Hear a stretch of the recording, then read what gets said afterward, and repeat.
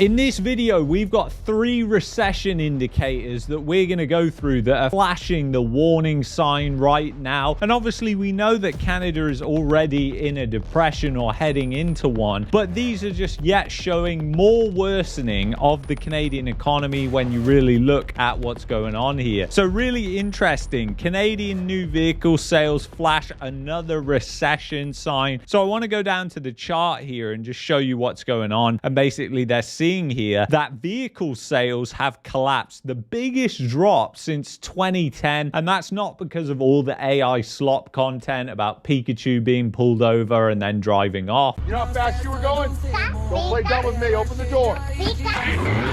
Damn it! No, there is far worse things going on than that. So Canadian new motor vehicle sales made an unusually large decline in August, falling 7.1% to 167,000 units. That's just 0.5% higher than last year, despite population growth, pent-up demand from the pandemic-era shortage. Monthly moves don't usually stand out, but this one does. The 10-year average for August is 1.6% growth, and they just had 7.1%. So that's showing you what's going on here. And then also, I want to show you this, because if you look at what's happening on the chart here, you can clearly see it looks like the breakdown of a trend. And I also want to show you what happened in the financial crisis in the US with new vehicle prices. And you can basically see they were going fine, and then 2007 you kind of got the price action that you're exactly seeing in Canada right now. So it's very interesting. We could be in that 2007 type scenario. Obviously it's much worse than that when you really think about what's going on with the economy. I mean, I don't even know if this is real with all the AI slop content that's out there. Don't play dumb with me. Open the door. And the guy's voice definitely doesn't sound real. But take a listen to this. And the fact that we're actually even discussing it just proves that maybe there's a chance this could actually be happening. Ma'am, it's 3 o'clock in the morning. Why are you back here with a sleeping bag? You live inside the store?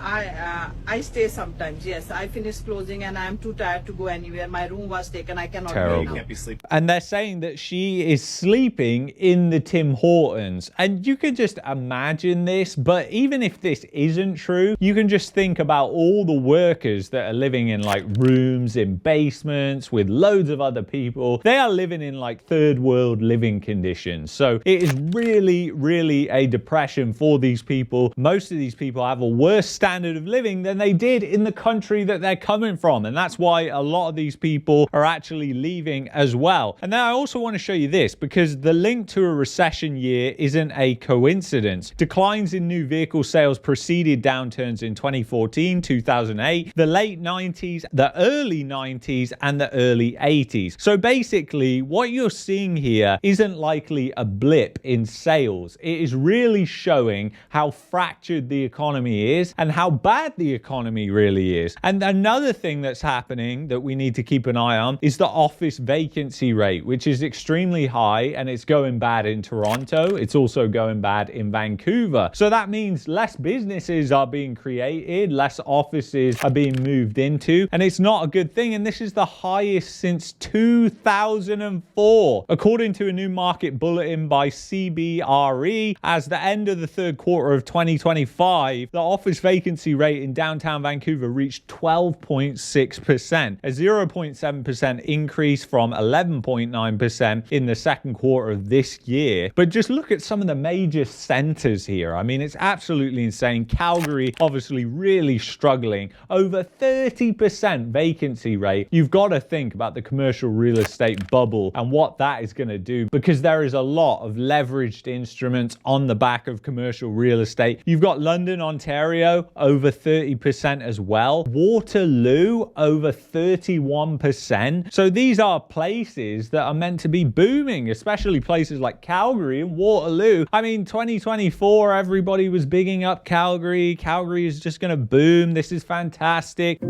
Alberta is calling. Learn more at albertaiscalling.ca. A message from the Government of Alberta. I think it was in 2022 when oil prices were going up. Oh, this is it, guys. This is it. This is the boom time. It's coming, and it just never comes. I mean, they should literally have on the sign as you enter Calgary, city that's always recovering, because that is really the reality of what is going on there. And then you've obviously got all the stories that are circulating around the fact that they are closing plants and workers are moving back to the US in some instances. But, you know, they bet on this net zero agenda that is more expensive for people. People can't afford that fucking shit. And it's just collapsing.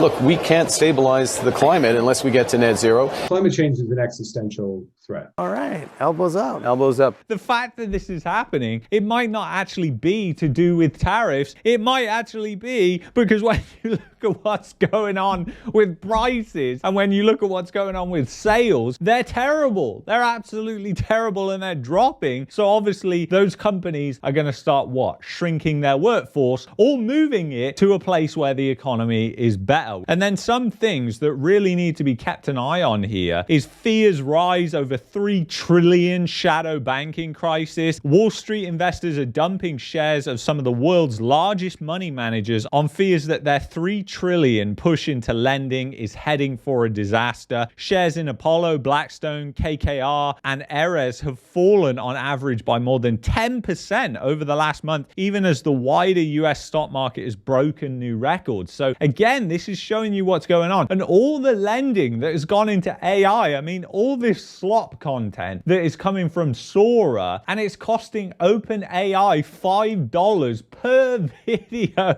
I mean, they are incinerating cash. No, that person right there, that person over there is not real. You've got all the money managers who have put money into commercial real estate, and all that is on fire. The delinquency rates on some of these mortgage-backed securities in commercial real estate are extremely high. You've got auto delinquencies in the US that are going higher and higher and higher. So you are seeing that there are major problems out there, and there are 2 things that I would keep an eye on. One is the DXY, because typically the dollar strengthens in a time of crisis, and you would definitely see that. With the price action and everything that's going on in gold, a lot of the time the same thing happens in gold, but with everything and the run up in gold, I really don't think that's a good indicator for it at the moment. But we really have to watch the DXY because it just passed the 20-day moving average, but obviously there has been massive dollar weakness here that has meant that the Canadian dollar has kind of been barcoding along when it would actually be at these lows down here around 67 cents. So if the DXY starts strengthening in any significant way, this is going to pull the dollar right down to its lows. You can see the downtrend there is very, very strong right now. It's having an update today, but what will happen tomorrow could wipe it out. Who knows? So there is a lot of things that are going on right now in the financial system globally that could cause a financial crisis. I mean, it's like a bubble of everything, but in particular, the AI bubble is very extreme. Something that was meant to cure cancer, and it's just mostly generating slop content and ripping off copyrighted material. Mr. President. Woof, woof, woof, woof, woof! I'm a dog! But anyway, I want to thank you so much for watching this video. If you've enjoyed this video, check out that video there. And then if you're looking for a VPN and also want to help support my work, get the best VPN, the VPN I've used for over 6 years. That's ExpressVPN, link in the description. I will see you in the next one. Have a happy Halloween and take care.